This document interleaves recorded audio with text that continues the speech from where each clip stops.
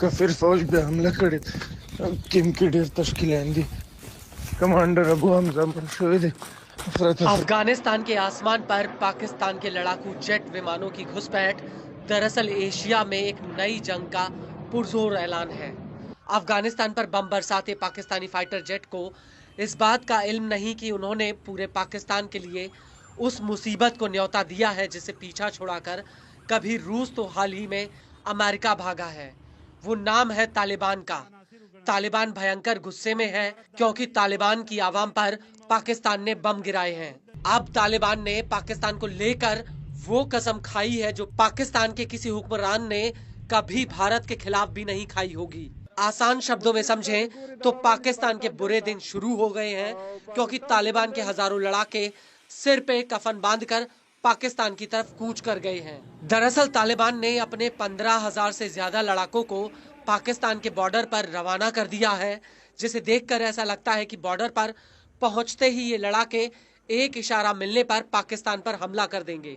इसकी सबसे बड़ी वजह ये है कि पाकिस्तानी एयरफोर्स ने 24 दिसंबर 2024 को अफगान के पूर्वी इलाके के पख्तवा में एक हवाई हमला किया था जिसमें 46 लोगों की मौत हो गई। और इस हमले के बाद तालिबान ने पाकिस्तान को इसका मुंहतोड़ जवाब देने का ऐलान कर दिया।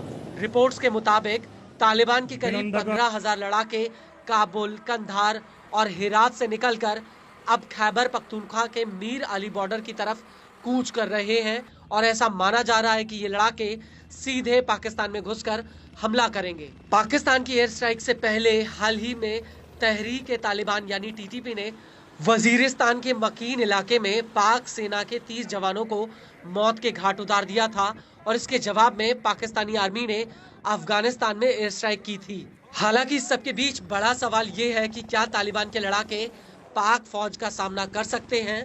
तो आपको बता दें कि अफगान तालिबान के पास बड़ी संख्या में हथियार और दुर्गम इलाकों में छिपने की ताकत है। उनके पास AK-47, मोर्टार, रॉकेट लॉन्चर जैसे मॉडर्न हथियारों के बड़े भंडार हैं। इसके अलावा तालिबान के लड़ाके उन पहाड़ों और गुफाओं से हमला करते हैं जिनके बारे में पाकिस्तानी सेना को पता तक नहीं है। और अफगानिस्तान की सत्ता पर काबिज होने के बाद से ही तालिबान ने ये रणनीति अपनाई थी कि वो किसी भी सैन्य ताकत के आगे झुकने वाला नहीं है। और बड़ी बात यह है कि तालिबान के पास अमेरिका द्वारा छोड़े गए तमाम अत्याधुनिक हथियार भी हैं, जिससे वो पाक आर्मी को धूल चटा सकता है।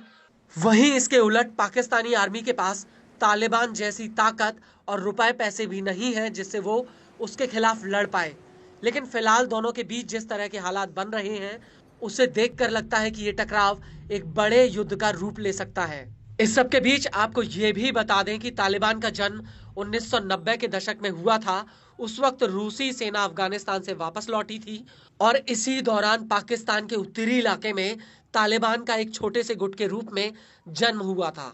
दरअसल यहाँ पर कुछ कट्टर सुन्नी इस्लामिक विद्वानों ने तालिबान की नींव रखी थी और फिर सऊदी अरब से तालिबान को रुपए पैसों की मदद मिलने लगी। इसके अलावा वैचारिक रूप से तालिबान के ऊपर देवबंदी विचारधारा शुरू से ही हावी है और तालिबान का लक्ष्य है कि वो इस्लामी इलाकों से विदेशी शासन को खत्म करके वहां पर शरिया कानून और इस्लामिक राज्य की स्थापना करेगा। हालांकि जब तालिबान का जन्म हुआ तो उस वक्त समाज के निचले तबके ने उसे खूब प्यार दिया, लेकिन धीरे धीरे कट्टरता बढ़ती गई और तालिबान को लोगों ने नकारना शुरू कर दिया। लेकिन जब तक बहुत देर हो चुकी थी क्योंकि तब तक तालिबान काफी ताकतवर हो चुका था।